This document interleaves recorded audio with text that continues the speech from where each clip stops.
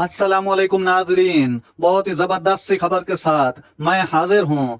भारतीय टीम पाकिस्तान नहीं जाएगी। पाकिस्तान भारत टाकरा श्रीलंका में होगा।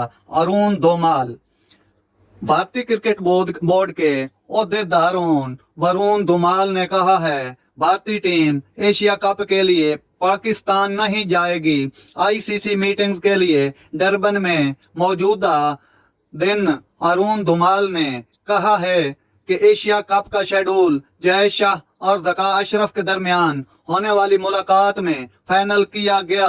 लीग मरहले के 4 मैचेस पाकिस्तान में खेले जाएंगे, जबकि पाक भारत मैच समेत बाकी 9 मैचेस श्रीलंका में होंगे। उन्होंने कहा पाकिस्तान भारत टीमें अगर फाइनल में पहुंचती हैं तो ये भी श्रीलंका में होगा। अरुण धुमाल के मुताबिक जय शाह और ज़का अशरफ की मुलाकात में सिर्फ एशिया कप के शेड्यूल पर बात हुई।